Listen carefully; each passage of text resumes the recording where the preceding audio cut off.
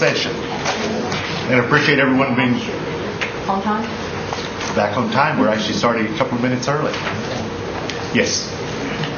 After the discussion a while ago, I realize now what some of this is from, and I would like to be able to revisit this problem, especially in other areas of the district that might need something just like Zoe House funded, because we would like them throughout Cherokee Nation, not just in our area.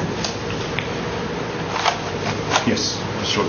I talked to Mr. Anglin out in the hallway and a little bit to Mr. Cobb and Councilman Allen.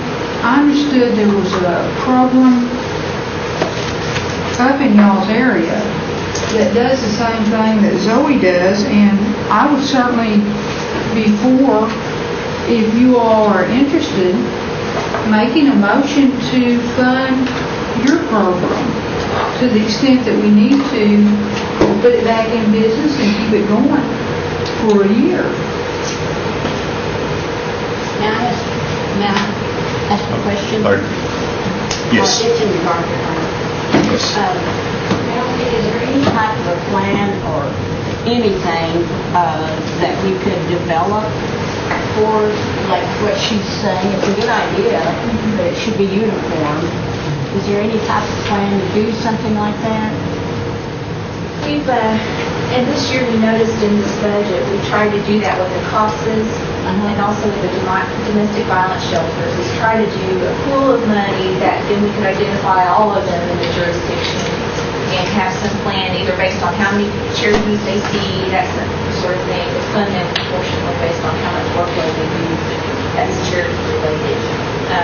I would really think that that's the direction you all are headed in terms of trying to get coverage and not just Cherokee County, but in other areas of the Cherokee Nation, and address them on a global basis. So I think that's where you're...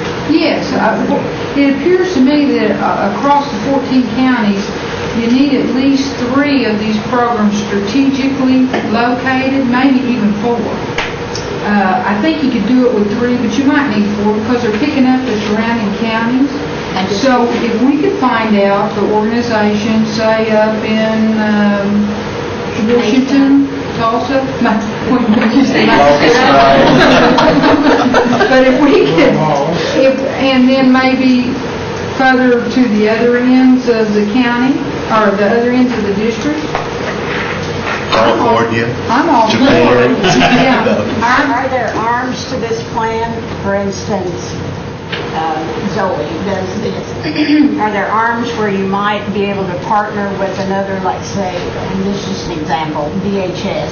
Perhaps they have a program like Zoe that we would partner. Is that an arm of that particular plan? It could be. I think the challenge would be identifying which organizations do that kind of work and putting it together. Okay. Could we direct administration to bring us, look into this and bring us a proposal, and either E&F or rules? Or at least our fellow council folks, if they have such organizations that you want us to look at. I mean, this budget process is going to be going on, I guess, for a little while. So maybe they could bring in, maybe they could bring it in, and we could try to make sure all areas are covered for the same type of needed help. I mean, I think we're all in agreement. We need that type of help in our community, and I would like to see it reach throughout the 14 counties. Okay, Mr. England. Thank you, Mr. Chairman. And I appreciate that, Council Lady from Cherokee County. And but I'm all for letting the administration do the research on this and find, like Council Speaker suggested a while ago, and not just to throw money at just every little group out there, because like Councilman Cobb said earlier, I believe in people showing their blue card, and that becomes your identification. The wannabes out there and the identifiable people, that they're tribal citizens and that we support them. So I'm all for letting the Secretary state, whoever they designate, to do that for us, and that way I'm not administering anything. I'm a legislator. I'm not an administrator. I'm not going to go out there, and I don't want to throw good Cherokee money at all kinds of programs out there. So, but I appreciate your comments and your thought on it and everything. But I totally agree that it's the administrative side of it, not mine. That's satisfactory. Okay. Well, appreciate it. What I would like to do, beginning this afternoon, is Dr. Morton was with us, waiting late this morning before we took our lunch break, and I would like to move to directly to tab 6 under Educational Services, if we may, Doug. 80. Yeah. Y'all can ask him where. Right. Okay. Because Doug will go ahead and make his presentation, and then we'll have Dr. Morton here to answer any questions or go over any questions, particularly in regard to the new initiatives.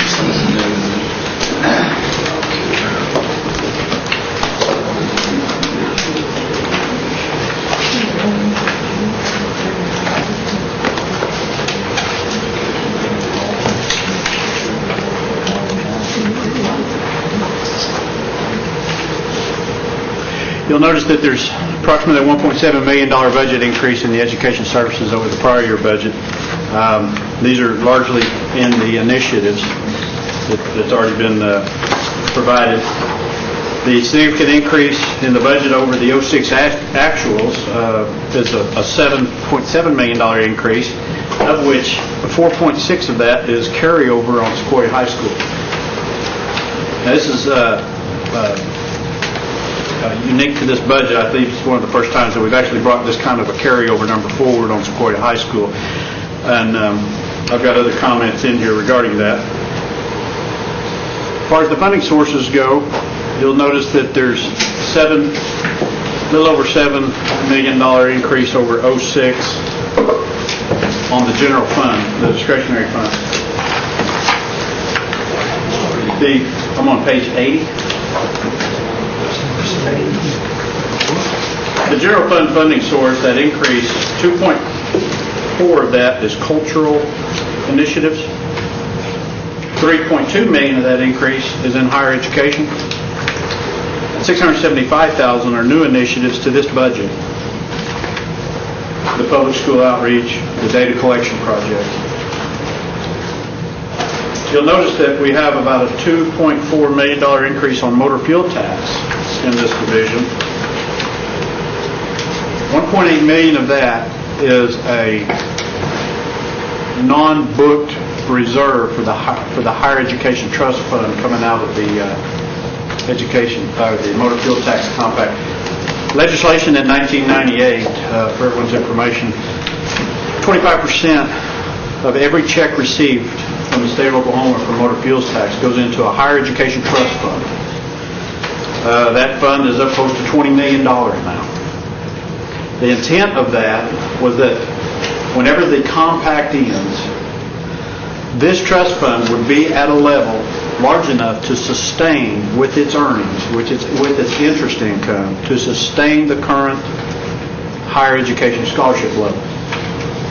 Where the motor fuels, if it was to go away, it doesn't create a funding burden on the general fund for these scholarships, and that this would kick in.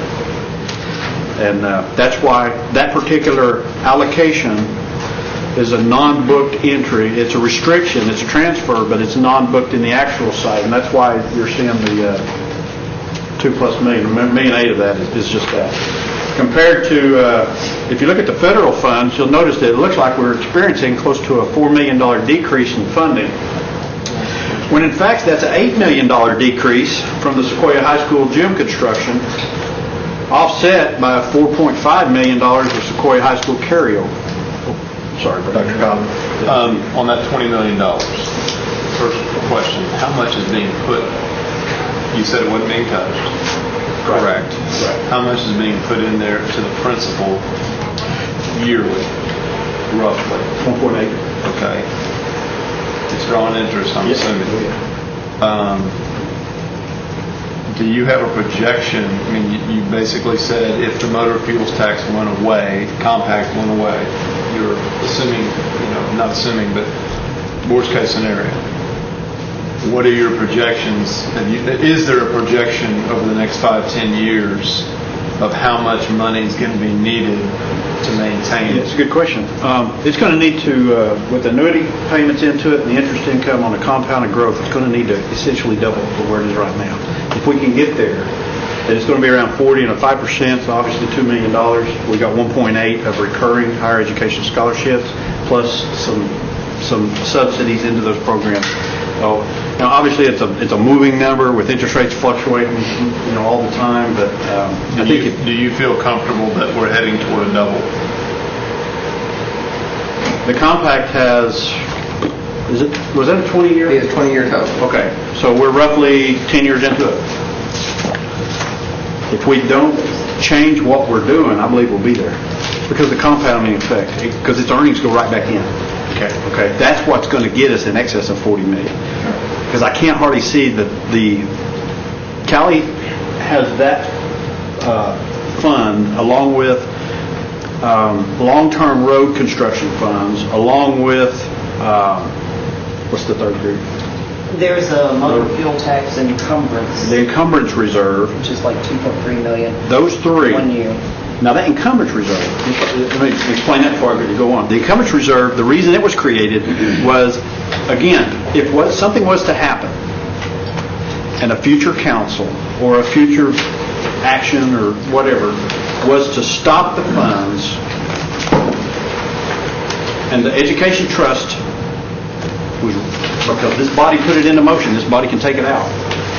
If something happened, the current enrollment of students in college, that encumbrance reserve would get them through graduation. That's what the encumbrance side of it, that's why it was called that. But that gets the current enrollment on out. Now, those three pots of money, the road, the encumbrance, and the big trust fund, those are all managed in a bond portfolio that she monitors out of a private bank. And typically it has a point and a quarter better than we need. It depends. When we first moved the funds over, we were getting 1.5% on our investments. That was when interest rates were really low. We put some of this money into longer-term bonds. Nothing goes out further than 5 years, and we're getting right around 4.5, 5 now, which isn't great, but it's a good, steady, long-term investment. On all those accounts that we have funding in that's drawing interest, do we as a council get reports on those quarterly? You At actually least quarterly? You get a monthly. Okay, that's what I want to know. They're part of the monthly reporting package. Okay, thanks. Okay. I was thinking there was another thought. You were talking about incumbents, and then you said that's one side of it. Okay, I think I finished. Okay. All right, not finished. The $4 million decrease in budget. Almost $8 million of that is the construction of the gym last year. That's offset by a $4.5 million carryover at Sequoia. Okay. Salaries. You see the increase? About $1 million increase in salaries, or 10% over last year's budget. And this is about a $3.5 million, or close to a 50% increase over the salaries of last year, '06. You don't see that kind of an increase on staffing levels. The first department on page 81 is where I'm asking my call. The Education Executive Director has what is appearing to be a $250,000 decrease and a $777,000 decrease compared to '06. There are some reserves and capital expenditures in these numbers that I backed out so we could see some operating results. And it shows a $765,000 increase compared to the budget of last year and a $1.1 million increase compared to '06.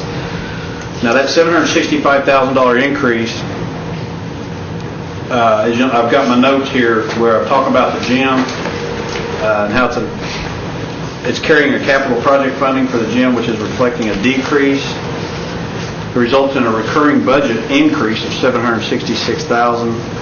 Includes a tribally funded initiative of $395,000 for the education data and development, which was addressed in the day before, $276,000 for a 200% increase in the public school outreach. Now, that is still kind of listed as an initiative because it's really getting ramped up to be implemented and broadened for the public school outreach across 14 counties.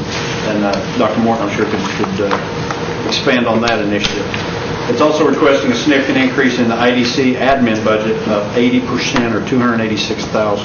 And I think that's one of the budgets where we're experiencing staffing increases that you'll notice up above of the 5 positions. The increase compared to the 06 actuals, again, it talks about the 2 tribal funded initiatives, total $800,000 of it, and the IDC admin budget, which is $1.1 million of the increase to the $1.1 million level. So this particular direct service program is requesting a significant amount of indirect cost funding for its administrative budget. Not all of our direct service divisions request IDC funding for their administrative budgets. I believe Health has a little bit, and the IDC, the level 3 report back in the book would show those where we went over indirect costs.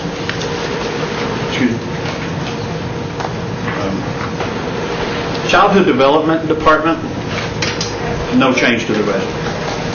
Their grants, they're just right on track with last year. And again, here you've got a department that's funding or that's spending. This budget's a 1% increase over their 06 actuals and 0% increase over their 07 budget.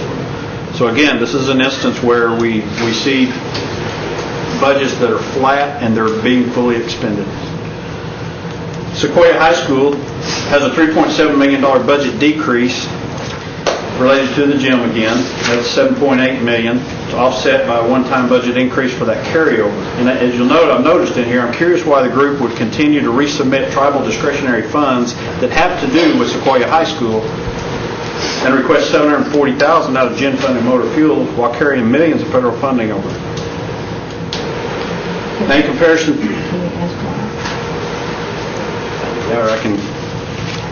You want to go through questions now in the departments, or how do you want to do that? It's up to you. Do you have a question, Jody? I was just wanting that answer. Not by you, but by somebody. I know you brought it to our attention. Okay. Does Kelly or Dr. Morton? Yep. Right. Do you want to ask them the question back? Which is on the carryover on Sequoia High School. Because Doug's comment was, I'm curious why this group would continue to resubmit tribal discretionary funding requests totaling $740,000 while carrying over millions of federal funding. I guess my comment would yield 2 questions. 1, why do we have such a huge amount of carryover on Sequoia? And 2, are none of the general fund initiatives that have to do with Sequoia High School allowable under our school grant? That would be the one way to pose the 2 questions from the comment.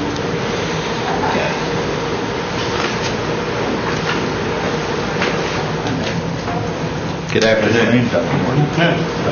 I have Jennifer Pigeon and Brenda Cook with me. If your questions get intense, they will come forward.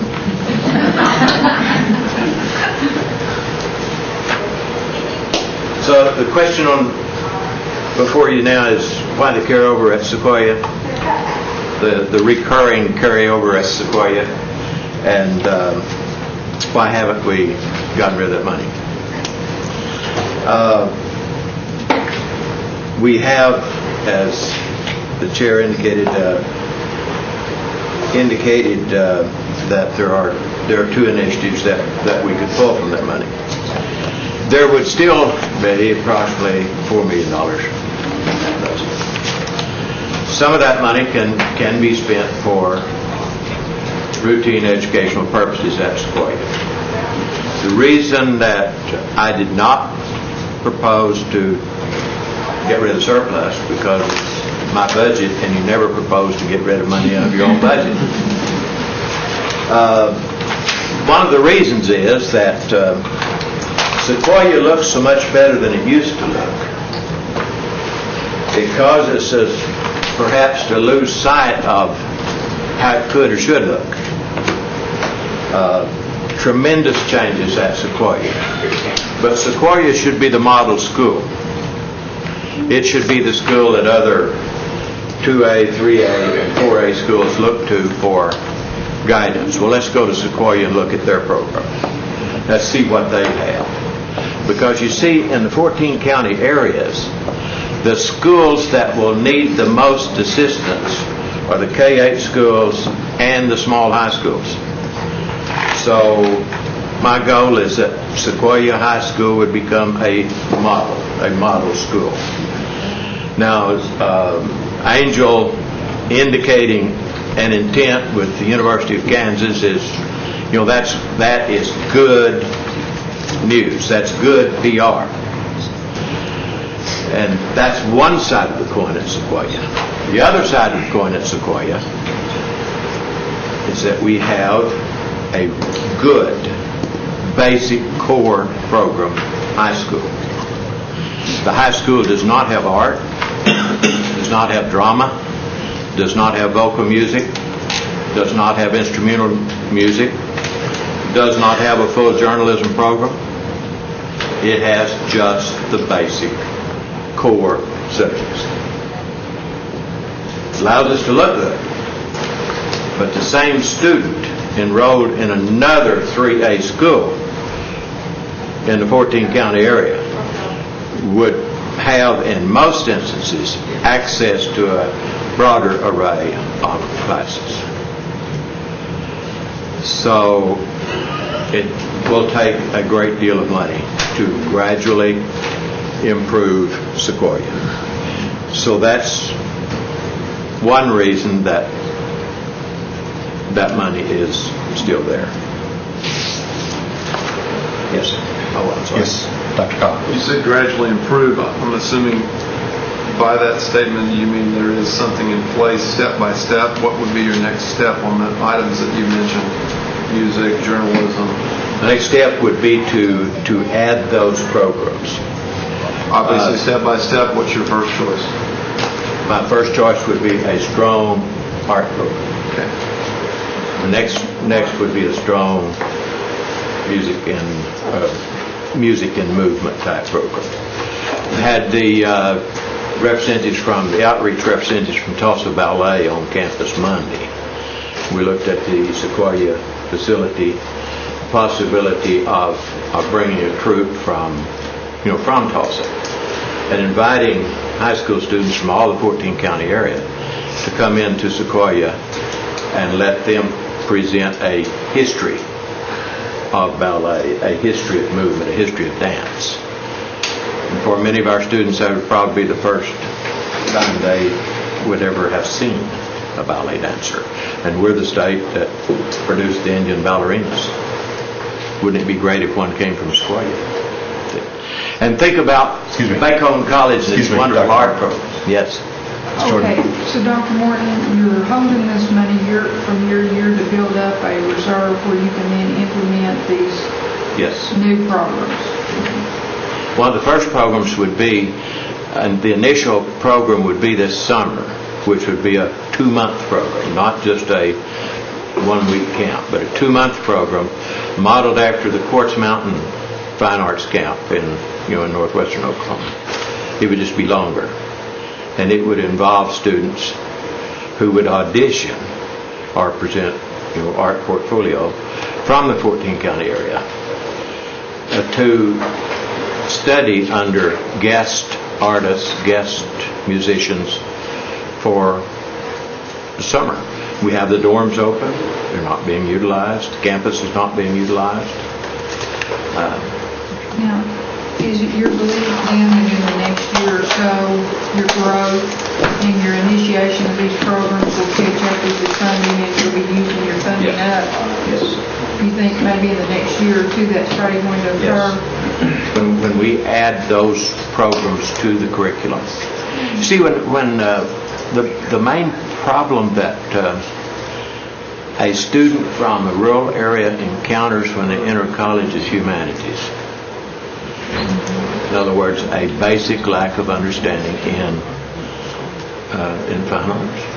Yeah, I almost didn't pass it when I went to college. So, and see now, what we'll focus on in those programs, it's total 14 county.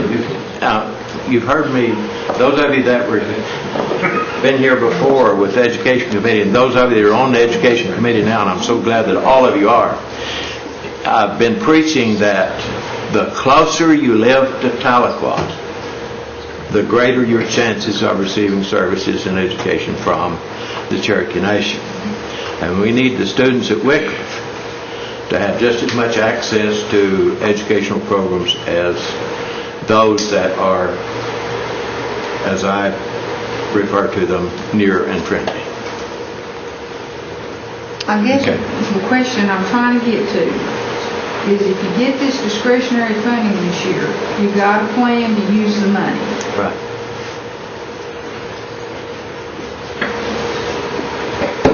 Okay. And I agree that continued carryover is certainly not a good thing from a business management standpoint or from an accountant standpoint. But Mr. Baker? from an educational standpoint, you carry over all you can whenever you can. Most of the travel dollars are for the 7th and 8th grade, aren't they? Yes. And which DIA at this point will not fund the 7th and 8th grade. 7th and 8th, we totally fund. And so we're having to fund that as a tribe, which the council voted $2.5 million, yeah. a couple of years ago that $250,000 rather. we wanted 2 more grades. And of course, anytime you make a vote to say you want 2 more grades, you've almost got to belly up and say we're going to stay with it until we can get the IA to kick in and take those grades over. And I don't know if that's a possibility or a probability. So far, it's no possibility. Yeah. And but I mean, to do away with the tribal dollars would be to do away with 7th grade, 8th grade center, I think. Is that correct? That's correct. Mr. Sutton? I've got several questions and I'm not really sure how, because they're kind of in different areas, so what is the typical progress? Okay, what I would like to do is this answers the question on the discretionary funding and then also the request for additional money. And I'd like for Doug to be able to go ahead and finish this first part of it and then we can get into the individual Then we'll line go back and items. review with the 2 of them? Right, to the different line items. Okay. So what we're Ms. saying in Fisher. a nutshell is we want 7th and 8th grade, that's what it's for, we're paying for, right? I'm sorry. Is that basically what we're saying?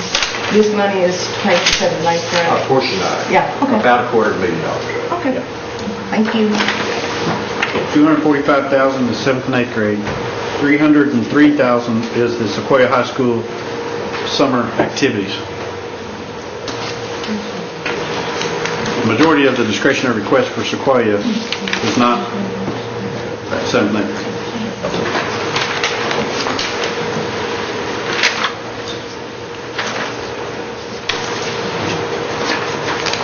The higher education department has basically a flat budget compared to 07.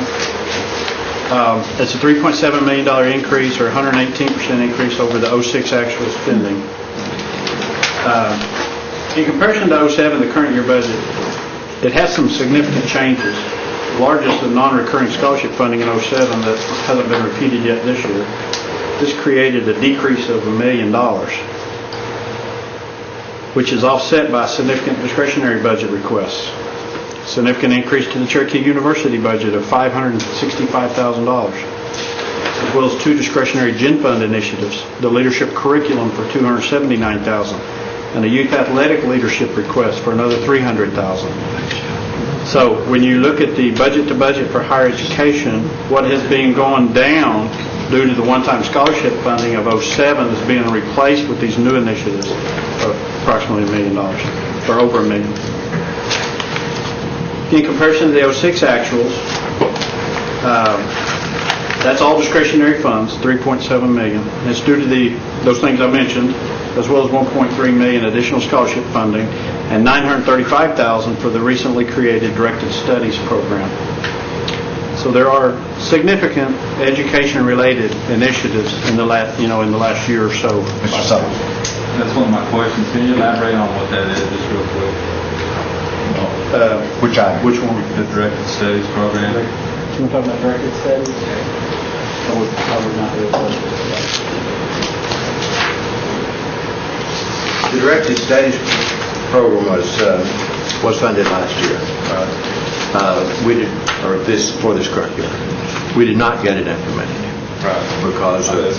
indicates on our... Yeah, right. Our plans are to have the program functional, operational, by second semester of this year. We've received a list of difficult to fill positions from Human Resources. We plan to utilize that as one method. What I mean, is it to facilitate students, or what is the program? It's actually based loosely after the Indian Health Service scholarship fund for students. In other words, we look at areas that will be critical need for employment in Cherokee Nation, and students apply, and we pay the Target cost those students to fund their... based on what it would cost that student to go to school at Oklahoma University. They go anywhere they want to, but it would fund their 4 years.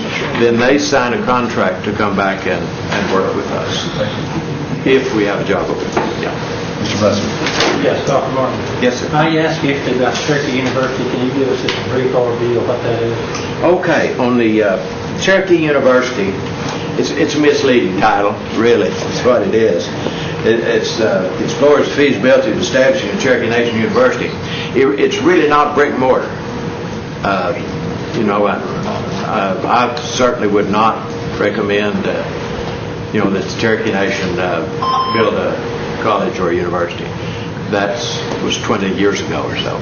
That phase was popular. What this program proposes to do is establish collaborative agreements with the existing colleges and universities, where if we have a pool of students that we need educated in a certain area, we contract with them. And our long-range initiative is that we develop partnerships with universities where that degree would have our stamp on it. In other words, Cherokee Nation College, so-and-so, University of Oklahoma. Such as Coffeyville, is that one of your... Coffeyville would not have that degree as a go, associate degree as a go. But for instance, the Northeastern program, where we're training persons to become certified to teach in the Cherokee language setting, we contract with them to provide that program. Now, we do not at this time have, Cherokee Nation on that diploma. That's our go. Thank you. Mr. Hoskins. Yeah, just following up on the Cherokee University, what in this fiscal year is to be accomplished, given the increase regarding Cherokee University? What has been accomplished? What do you anticipate will be accomplished in this fiscal year using these additional funds? With this program? Yeah.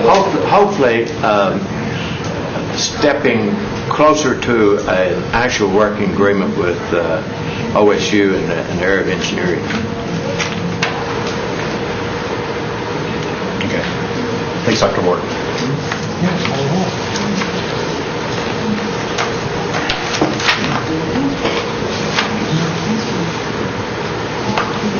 Mr. Chairman, with all due respect to Dr. Morton, his staff, as well as all the other group leaders of the Cherokee Nation, I do want to point out to the Tribal Council that my analysis is strictly based on the dollars. And although I don't try to justify anyone else's budget, when I point things out, it is not intended to be taken. I certainly don't mean it in a negative connotation, only to point out what the numbers are reflecting. Ms. Jordan. I just need a clarification of the 300,000 that's going to an athletic leadership request, could Callie or Dr. Morton maybe tell them, elaborate just a little bit? Yeah, that came up because the chief's office, and I'm sure some of the council members, are constantly getting requests from schools or different athletic teams for assistance. And the idea with this initiative is the schools would apply, and if we agree to help fund buying new uniforms, for example, they would agree to put the Cherokee Nation logo on their uniform. So when you're out at a basketball team, everybody would know that Cherokee Nation contributed to those uniforms. And it would be done, I'm not sure it's been assigned to a specific person yet, but I would think it would be administered similar to the youth grants that are done through Cherokee First. Mr. Hoskins. Did you arrive at the $300,000 figure based on the number of requests? And is this tied to your experience with that dollar figure, or? It is purely a guess because this is the first time we considered doing something like this. And then in follow-up, is this, do you envision that this program would be allocated by districts, or if the $300,000 gets eaten up in certain counties within the fiscal year, that's it, because it's first come, first served? I think there will be some specific criteria, such as percentage of Cherokee students. One of the things we talked about is putting together some materials for you to take back to your district to let them know that this is available, since it is going to be a new initiative. If it is as popular as we think it might be, it may be something that we may end up asking for additional funds for. Just to follow up. Okay. It seems to me, I know it's difficult to make these estimates, but it seems to me if the $300,000 is fairly arbitrary, and it seems to me that absent some, I guess, background information that led you to the numbers, this might be an area where we say perhaps a more modest initial funding is appropriate and then adjust as we go along. But if there is more information... Yeah, Melanie has some more information. The way we arrived at the $300,000 was that currently we have about 100 schools that participate in the tax distribution, where we distribute motor vehicle tax funds back out to the school districts. And so using that number is how we arrived at the $300,000 with an average of $3,000 per school. And however many teams they have, we obviously can't fund all of their teams, but no more than $3,000 per school is what we were estimating. Mr. Austin. And then if it was based on that information, then wouldn't it follow that we would allocate this sort of equitably to the schools? And, it would. And if so, could we anticipate that, I guess you would develop some policy to that end? Yes. We're working on a policy currently about what do we consider predominantly Cherokee, and we'll probably utilize the tax list based on where Cherokee students are, and then no more than a certain amount per school, regardless, how many teams, they may have involved. So we're currently developing policy around that, yes. If it's predominantly Cherokee, isn't that different than the distribution to schools? There may be a school in my district that's not predominantly Cherokee, yet they still enjoy the benefit of the tax. So are you saying that would be a difference with this program? We might have a school in my district that's not predominantly Cherokee, so they are not eligible for this program. I can't say. What we had originally discussed is all of the tax distribution, the schools that enjoy the tax distribution would also be eligible for this program.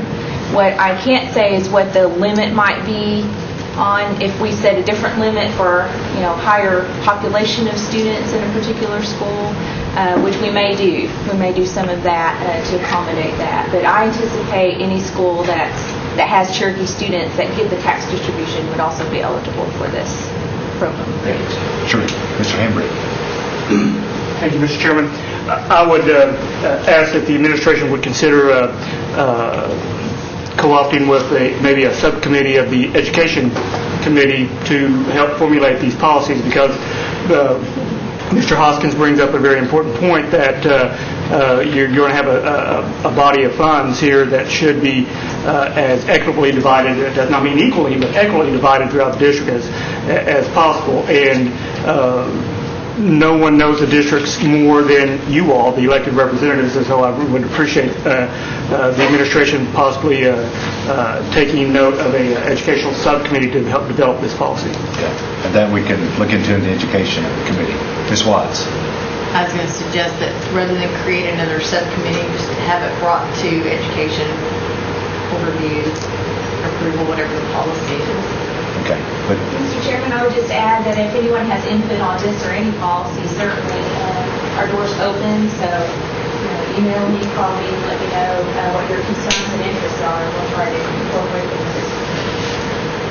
okay, thank you. Ms. Fishing? No, I said I don't, but he's not. Okay. Just don't have to wait. Okay, I looked up here in your notes, and we're talking about this non-recurring scholarship fund not being put into the 08 budget. So there should be a decrease of $1 million, but we're filling it with some new initiatives. Okay, not funding a previous, a program that's already in existence, cutting it to replace it with new initiatives. Is there's not going to be a hole there? The higher education program received a subsidy in 07 of almost 1.4 million. Okay, it was two different subsidies. Both of those are not being requested to be repeated because actually, I believe I'm correct on this, they're overfunded for 07. Okay, that's what I was wanting to know. And that's why we're seeing the scholarship decrease. They're not in a situation where they're underfunded or unfunded. Okay, that's what I want to make sure. They're not underfunded. Just an overfunding of 07. Okay. Well, It should have a significant carryover coming into 08. Okay. Well, let's go ahead with Doug's narrative portion, and then when we get to the detail, then we can have more discussion then. Cultural program has a $1.2 million increase, 26%. It has increase of 7 full-time equivalents. It's a significant increase of $720,000 or 45% increase in the immersion project, as well as $287,000 or 55% in the comprehensive cultural center. I believe these two programs are where we're seeing not only the budgeted dollar increases, but also the staffing increases that you'll notice above. The $2.5 million increase compared to 06, again, we continued ramping up the immersion project, which is 1.4 of that over the 06 actual, as well as the management contract increase with the Heritage Center, $459,000 or 40% over 06 level. The increase of the Heritage Center experienced a significant increase in 07. That's why we're not seeing that 459 being an increase against the 07 budget, because we've already increased that this year substantially. So the Johnson Mallet JOM program,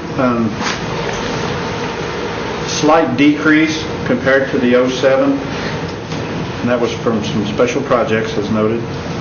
A 20% increase, or nearly $400,000. As I noted there, compared to 06 as an increase, I noted the JOM special projects budget of $547,000 appears to be bundling several of the previously approved projects, such as the cultural competitions, the Summer Institute, the cultural enrichment in the schools, and the Youth Leadership Institute. Those were individual. They're being bundled this time in the 08 in a special project. Is my assumption correct, education, that those projects are bundled? Okay. The last department in the education division is the Learn and Serve program. They're experiencing a 25%, or budgeting a 25% decrease compared to this year's due to the decrease in federal funded Serve America program, which was a multi-year grant that I believe is ended. I'm not sure if it's going to be reapplied or it is going to be reapplied. Okay, good. We already know it's going to be refunded. It will be funded and there'll be a law to bring in that new grant. And we'll see that funding coming in as first mod or second. Our grant early. reporting. Oh, that's right. It's a grant. It'll be reported. A $259,000 increase in the Learn and Serve program compared to '06. And that's because of the heavy spending in '07 on that program over the '06 level. Page 84 just summarizes all the funding sources for the Education Services Division. Page 85 breaks it out by department.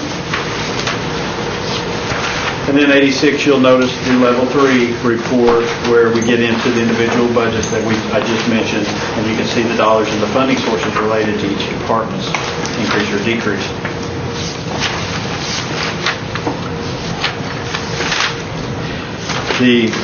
On page 86,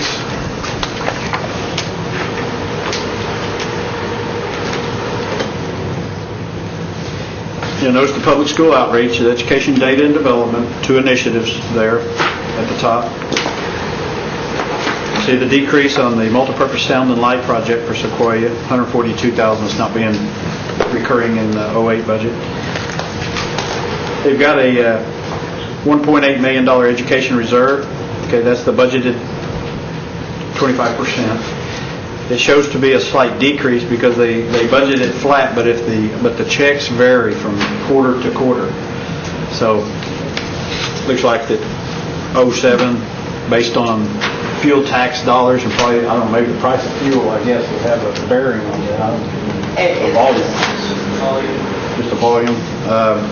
You can see how it can slightly fluctuate between budget and actuals, but they got it down pretty close. And obviously over in the '06 actual column, it's not actually a booked item, it just flows into the fund balance. Here's the education IDC fund mentioned earlier in the executive director's part. It's got an 80% increase, $286,000 increase in the executive director's IDC budget.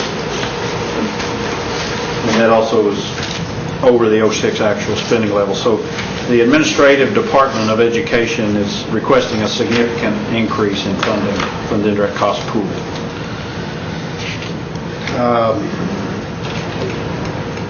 And of course, down at the bottom, the last capital project where the multipurpose center Sequoia is not being repeated in '08.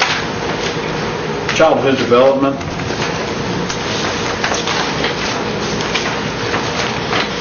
You see, is not hardly moving at all, budget to budget, on page 87.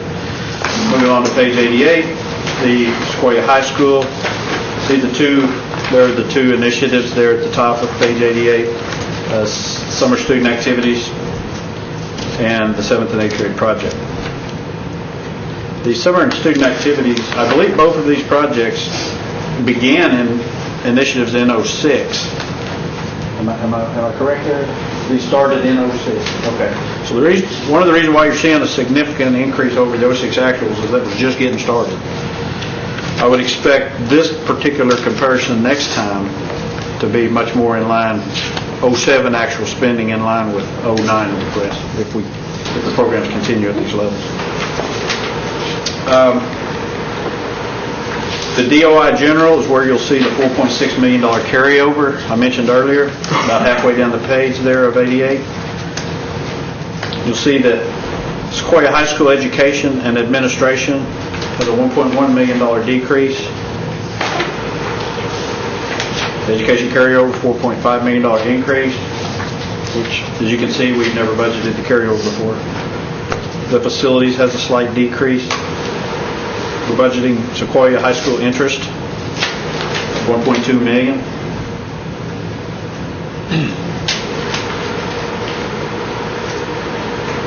I believe the school is forward funded for its school year. Isn't that correct? We received forward funding on Sequoia? Yes. That's what's driving such a large interest income projection. And this is one area that, is there any stipulations, Callie, with the Department of Interior that requires this interest income to stay within the program? Yes. That's one of the programs that retain the By funding agency regulation or by, okay. Very back here. So this is different than a compact. Just want to point that out. Moving on to page 89, we've got the higher education department. You can see here where the Pell scholarships is dropping. Okay, this was one of those instances where it was funded twice. To get up to the 1,000, the funding to get all the Pales up to the 1,000 actually occurred twice. You see that's offset by almost the same amount of overfunding as a initiative increase for the university.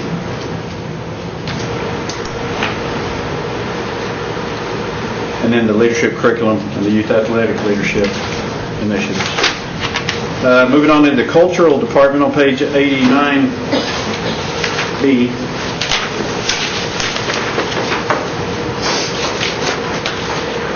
Sure. Yes. I know we're not going to get out of here this evening, but is there a way that we can maybe summarize this a little bit differently? Whatever your pleasure is. I'm not going to. I'm learning a lot. Okay, I don't know of any other way to do it. Okay, thank you.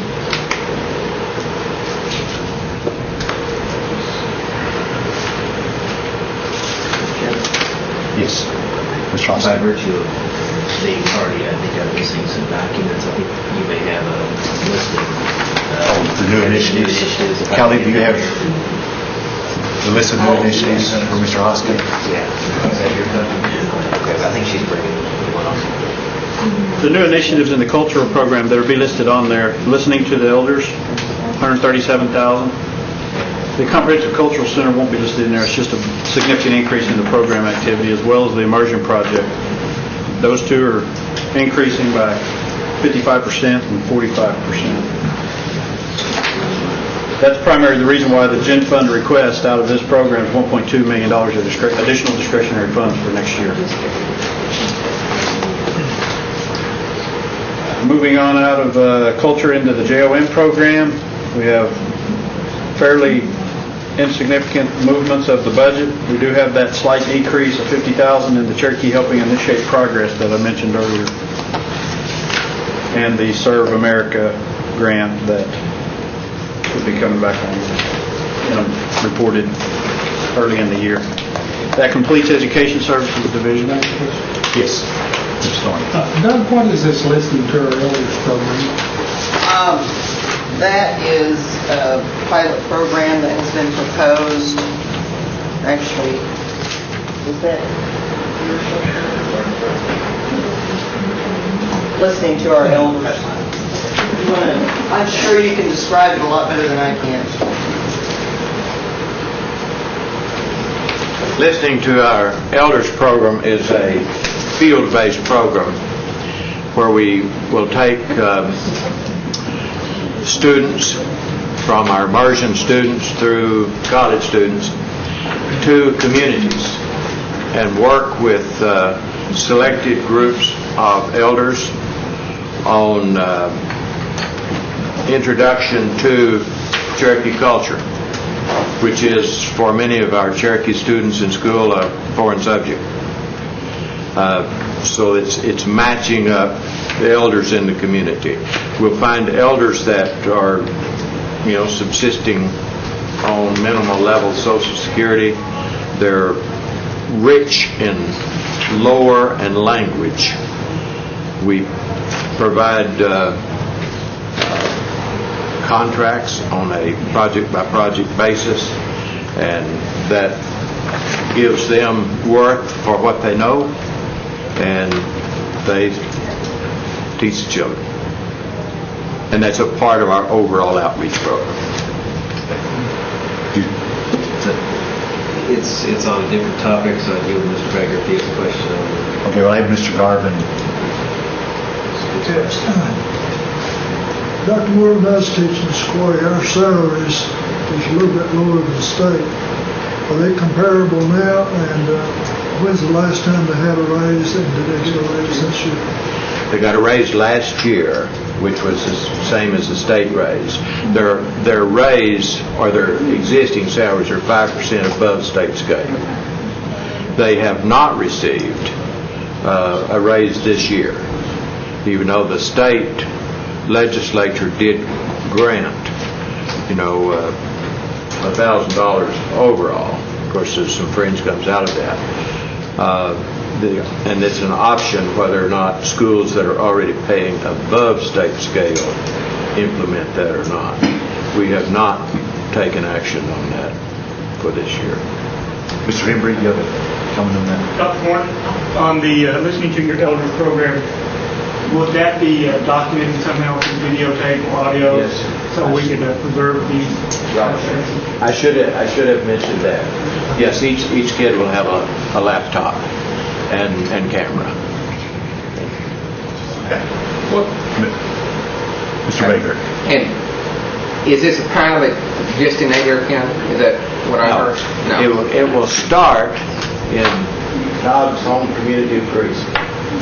He didn't know that, but it will start there because we're building the program around existing operational community centers. So we go to each community center that is organized and can accommodate us. Ms. Jordan. So the listening to elders, if it works out in Adair County, you're going to try to maybe implement it through the schools and some other counties then? Yeah, in each county that has, each place that has a functional community center that we can work so that there'll be some lasting benefit You from. put your elderly with your young kids And send them to the woods too, and identify plants, and take a picture of the plant, and it works. It's an exciting program. I can't tell you about that waving my arms a little I bit. have some great 80-year-olds at Halbert that this would be perfect for. Spry and want to be active and they See, need something like that. and we're fighting a race with the calendar because every week in our county seat papers, gosh, wish I'd talked to her or wish I'd talked to him, because, well, not long ago, one at Oak Ridge that knows every plant and what it's used for died. Mr. Thorne. He's answering the question. Okay. Especially on. I have a question. I'm just going to ask you, can you go over these initiatives, the new initiatives with us, and then for education, and then as you go over them, would you tell me which is your most important one and your second most important one, right? Okay. Okay.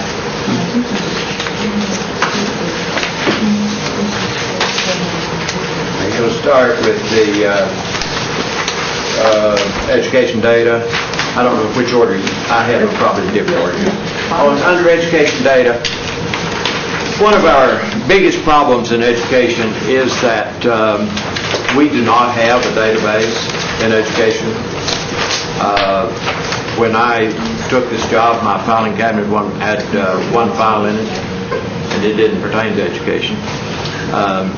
So that's where we are, just being really honest with you. We have one externally funded program, and that's ridiculous. The Learn and Serve program is the only program that we have that's funded externally competitive program. We should have bukus of them. People will tell you that federal funds aren't out there. They are. I have two daughters making a living writing the grants. They're there. Marietta got a new one last week in association with Bell. You know, the money's there. We don't have a good database. For instance, if you started asking me questions about the 14 counties and their school systems, and who's doing what, and where are our concentration of students that do well in math versus those who don't, I couldn't tell you. But we could if we had a database. So you're saying this is going to be a good return on investment. It's going to more than pay for itself, because I understand what you're saying. You're using this for your grants and stuff. Primarily for the grants, and just to be able to come before you and and tell you things about, that you want to know about your districts, because in the next 5 years, several of our community-based schools are going to face problems. As I've already mentioned, you know, the Lost City, the Shady Grove, the Cave Springs, the Bell, you are facing problems now. And if we have a better database on those schools, a better working relationship with them, the more credible we will be when we go in to visit with them, say, hey, can we provide some type of assistance? Give you a good example, Bell School, Southern Adair County, you know, Patsy's home community. I'm from Lonnie, we live better off there. Now this is probably going to shock you. I'm going to give you a third world statistic. 85% of the 8th grade graduates from Bell do not graduate from high school. Now that's third world statistics. Now that's one of our strongest concentration of high blood quantum residents. Cave Springs, rural-based high school, ideal setting, at risk. State Department of Education, elementary school and high school both. So we talk about, you know, preserving our traditional communities. Well, the public school is the best way to preserve that traditional community. Next one, you know, look at another critical area, Bellefonte's critical area. They're not at risk. But the state is not going to close public schools. They're going to starve them to death. So we've got to be able to help them meet the regulations to keep them open. Ms. Fulbright? Well, I have thought about this for a long time because I'm familiar with the statistic from Bell, and it totally alarmed me. And my dad was superintendent at Bellefonte for many, many years, and I see the terrible need there, and those two schools are close together.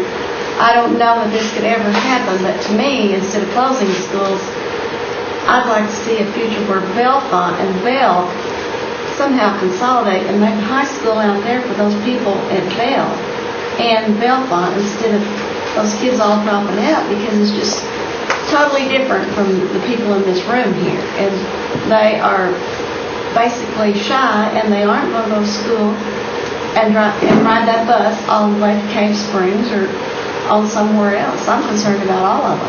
And I'd like to see that. If we had the funding. I'd love to see a Cherokee Nation charter school. Right. And that's where I would put it, of course. But, I mean, it's not just, it's right on the edge of my district, but I'm really concerned about it. And I'm concerned about all those kids at Bell, because being in the position that I was in for the past 10 years, I served with the state superintendent's brother for many, many years, and he'd keep me up top of all the statistics of what's going on here and there. And that's one that totally shocked me when I found out those kids from Bell don't go on. And I'm sure there may be other isolated pockets like that throughout the Cherokee Nation, but that lets them sink down into methamphetamines and gangs and all kinds of problems, you know. But this initiative will help identify those situations. Right. Okay. Give each of you a better view of what you have in your district, and us a better idea of what we can do about it. Okay, I'm sorry. I got too far off on that. Okay. Any other questions on this initiative? Were you going to tell us about the other three initiatives? Okay. See, I was trying to say I didn't mean to. Right. On development, where it has a planning strategist and a grants coordinator, that will be a person who will, those two persons, let's put it that way, will lead the development of external funding for education services, as well as providing services to those public schools who need assistance in writing competitive grants. Mr. Chairman, I want to follow along. I'm not sure, Dr. Morton, where you are on our list of new initiatives, but maybe... It isn't on this list. Okay. It may not be broken out by line. It's not broken out yet. But that would be the, Doug will have it here. Okay.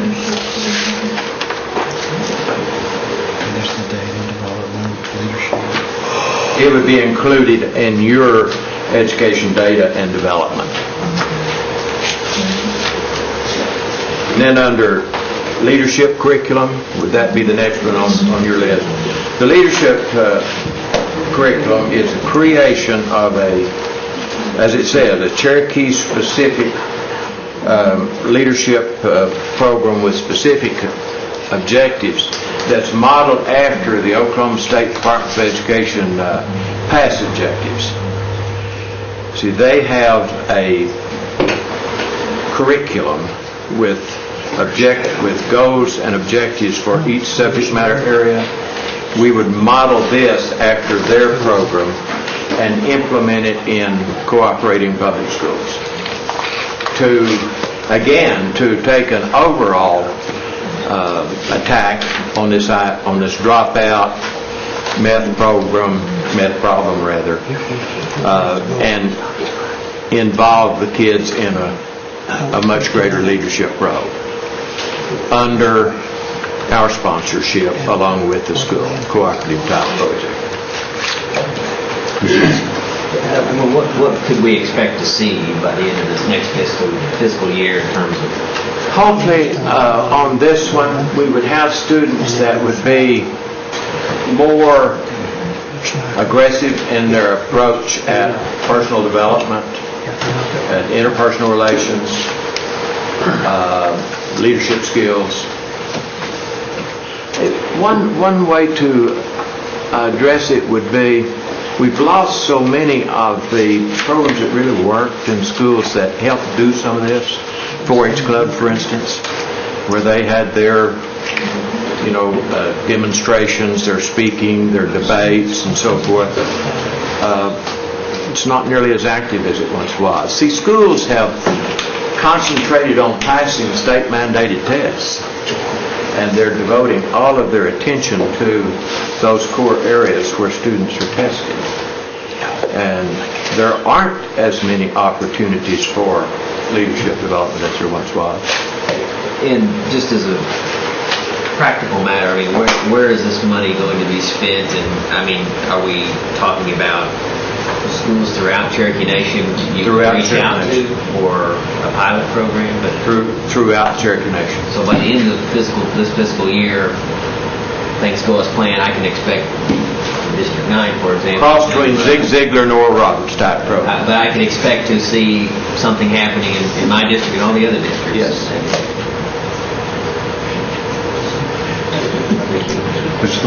Just to note, in my district down there, and what I know about our kids that are in those rural areas, and those are very low-income rural areas, and when they come out of the 8th grade, there's so many of them that really going to school isn't an option. They have to go out and get them some kind of job and help support their family that's there. And I know of several.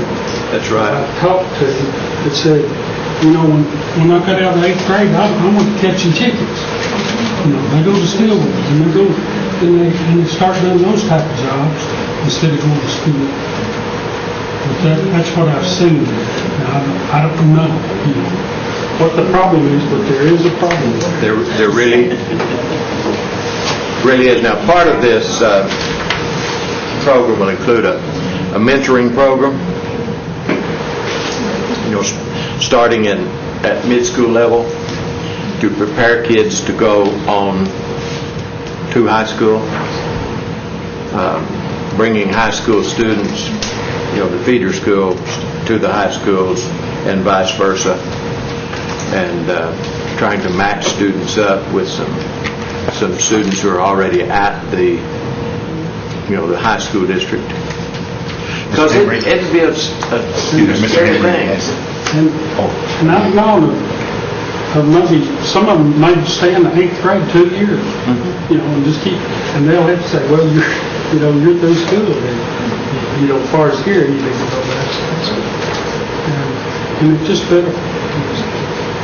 Make you cry to get out there and talk to these To think of the lost potential. Oak Ridge, for instance, has never graduated a student from high school. Never. And then, when they do get older, maybe they try to get their GED, I know several that's done that. Mr. Henry? Yeah, Dr. Morton, just to ask a question on the, your initiative for new funding on to increase external funding to positions. Would they coordinate with the Office of the Principal Chief when they have the solution? They have the solutions department. Is that, are they going to dovetail in, or? To some extent, but primarily with public schools. Okay, so it wouldn't be any kind of duplication? No, because see, our approach will be depending on what funding agency has money available. Rather, see, it'd be hard for us to say, okay, we're going after a specific area, whether it's poverty or whatever it is. Ours would be governed by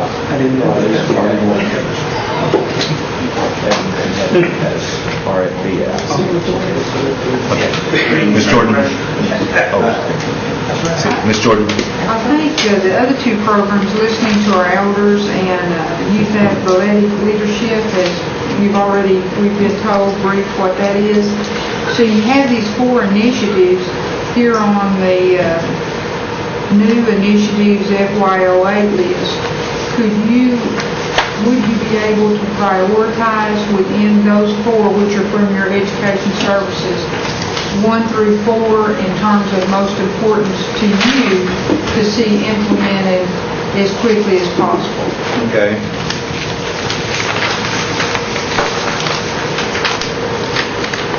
The number 1 that I would list would be listening to our elders, both from a need base and from the factor that the longer we wait, the fewer elders we'll have.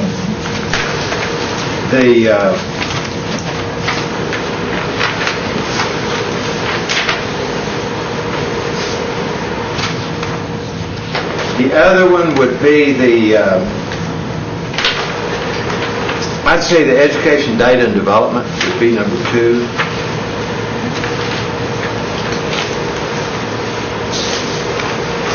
And I'd say leadership curriculum would just almost have to tie with it.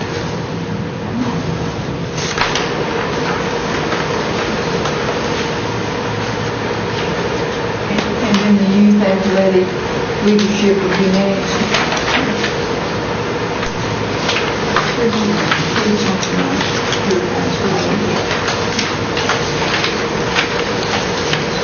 Okay. Thank you. Thank you, Dr. Yes, sir. Any more questions, Dr. Moore? Okay. Mr. Ross? This is unrelated to the new initiatives, Dr. Morton, but I noticed at page 89B of Doug's review, there's NAHASDA funding in FY 2008, and when I think of NAHASDA funding, I think of housing dollars, but could you just briefly help me understand why this money is in the education department? Just swallowing, because when I think of NAHASDA, I think of housing. So. Which, I'm sorry, I don't know if it helps to direct your attention to the Doug's summary. It's at 89B under culture. Doug had brought up the line. Cultural resource. Oh, the cultural resource portion. Let me go to my notes.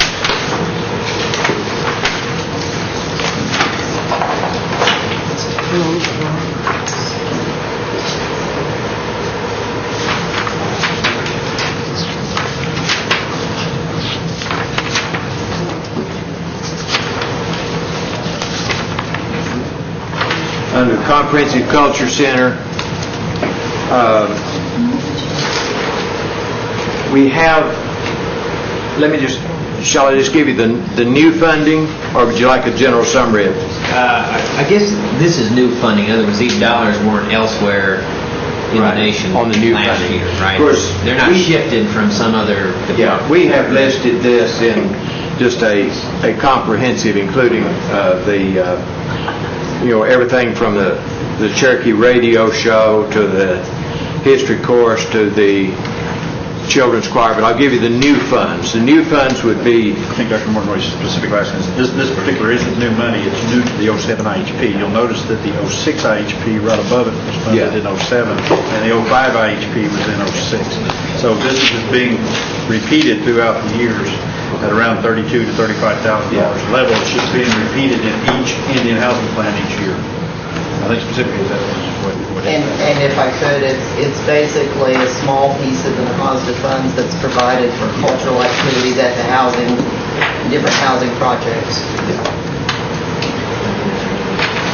Does that answer your question? Yes. Thank you. Chair. Yes. I got a question, Dr. Morgan. I don't know, maybe you don't agree with it, but this is an observation that I've done in Delaware County. You have some schools that have JOM within their school systems. You have some that's not in the school system. And it seems to me that the schools that have the JOM program within the school system have more programs than the ones that aren't. Do you have any comments of that nature? Have you seen that? I agree with you 100%. There is an option that is not ours. In other words, if the school opts to,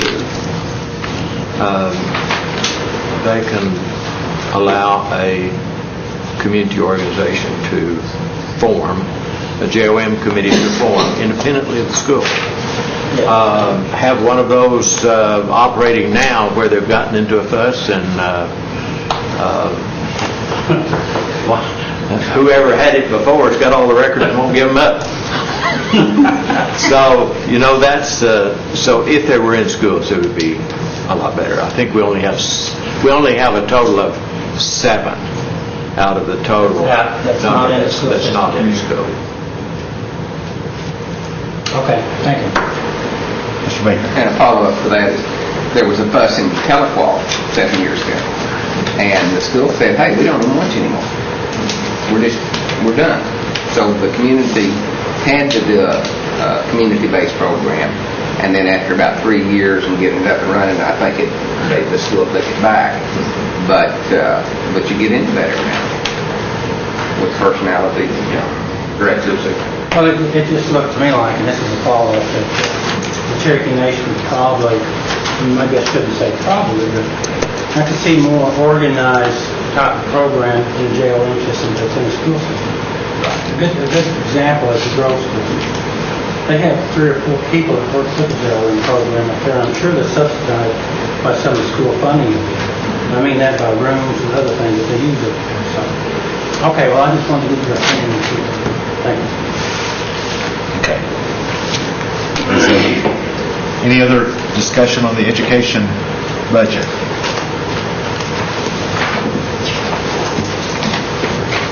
If none, we will go back. I believe we go back. We're going to go back now to... Yes. Okay, I got a couple of questions as we're ready to go through close out his session. Okay. Just real quick.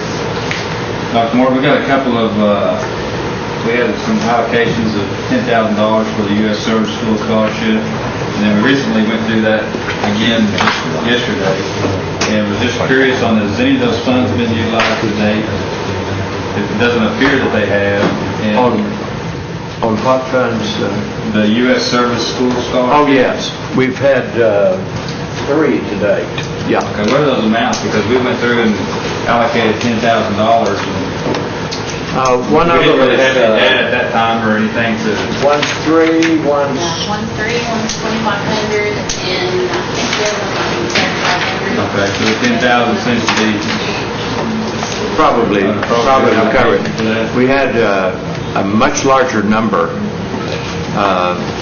last year than we normally would have of those going to the service schools. We have one that I know of this year, a student at Sequoia who has been pre-selected by the U.S. Military Academy, U.S. Army. And the other questions I had was the capital projects are at zero for 08, and so we don't plan to do any type of expansion or upgrades or anything like that to any of the existing facilities within the education department? Nothing other than the remodel of the immersion center, but it will come out of, not out of our education department budget. Is that something that you typically budget $0 or, I mean? Yeah, that normally the construction or renovation would come from through Todd Inlow's area. And then there was under the enterprise section, under childhood development, there was a Childcare extended care program that was not funded this year. What was that related to? Is that something that... Jennifer, is that... They were trying to implement a program that would replace some of the children in Head Start that get out at 2:30. Yeah. And so that 2:30 to 5 o'clock to get that, they couldn't get the teachers to stay there at that point in time. Just weren't able to get off the ground this time, so they're going to look at some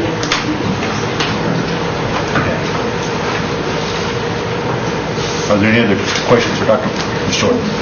I send Dr. Morton under that U.S. Service School Scholarship that as the year starts and we start seeing other kids that may be able to capture a education at, say, West Point or U.S. Air Force or wherever it might be, that you will notify us of those needs so that we can include those in mods at a later date.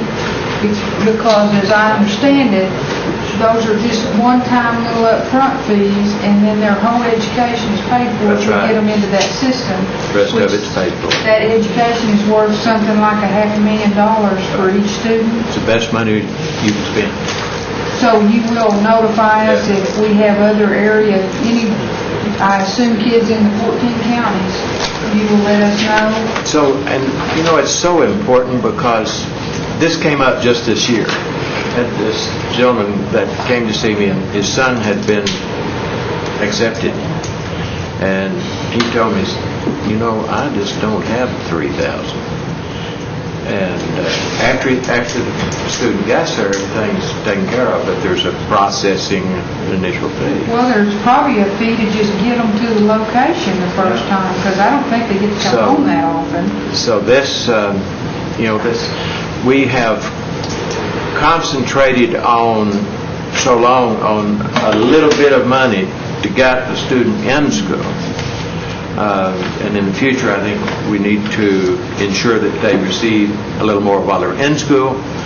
And as you have mentioned in the Education Committee, sort of, instead of saying one size fits all, those that are going to professional schools should be on a separate funding track. And then those that can, with a little bit of money, can get access to other sources, we need to be more aware of that. You'll just keep track of that and keep us advised of that. Yes, I will. Thank you. Thank you. Okay. If there's no other question on education, we'll move back to the tab 3, the judicial branch.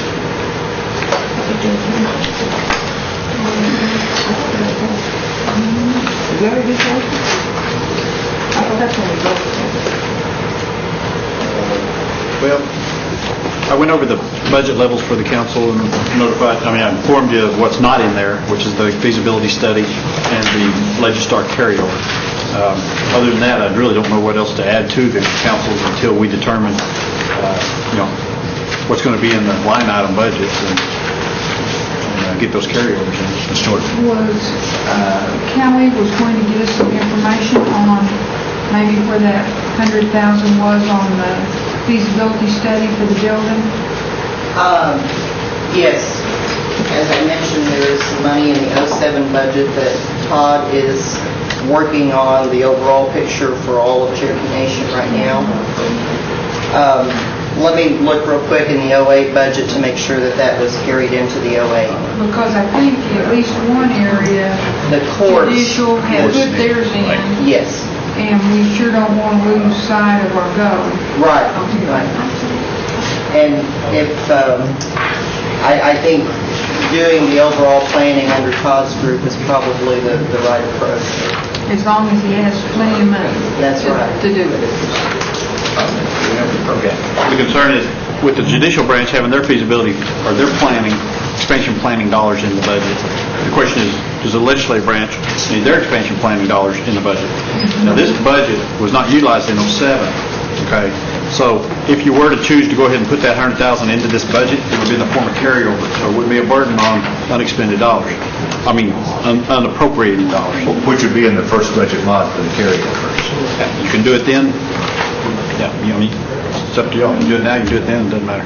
Let's see what happens with, what Kelly has with Todd's overall plans, because that's where it should be.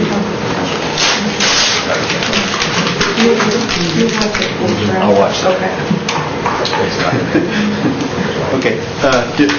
Mr. Chairman, you want me to go ahead, start here with the judicial, or is there any other questions on where we were with the legislative budget? Okay, we'll do the judicial, then we'll take a break. Yes, sir. If there's any city for anyone.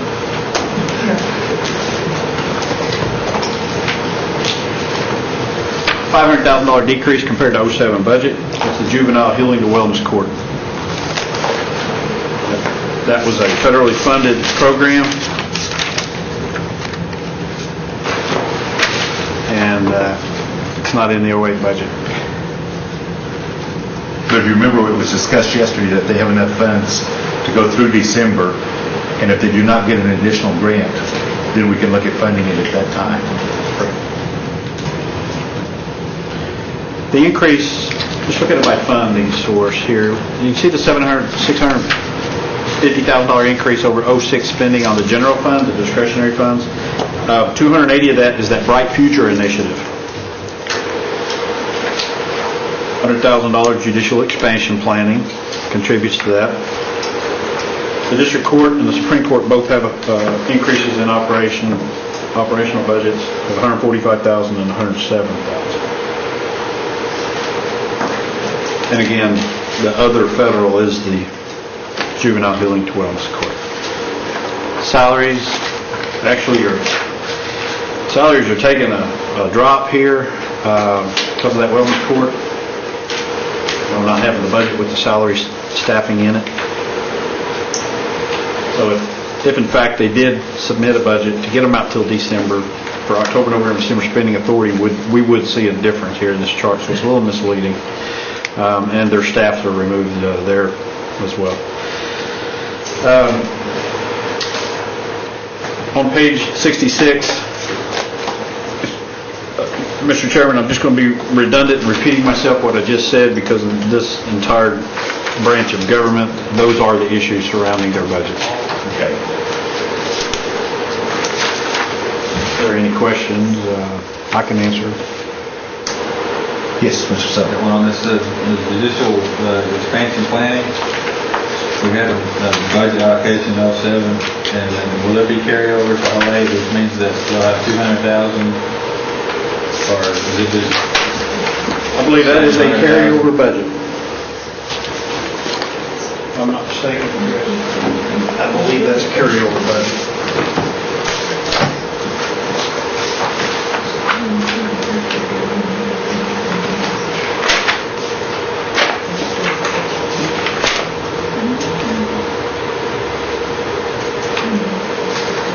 No, it's not.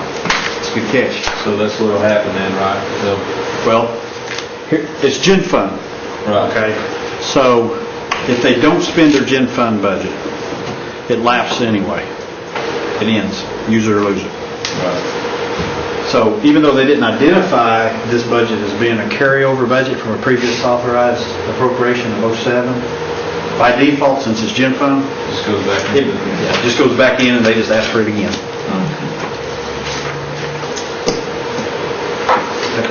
That's clear, everybody? Okay. Anything else on the judicial branch? Mr. Chairman? if- Yes. I talked to Todd about the planning budget. He has the funds in '07, and that is primarily to hire an architect and do some initial planning.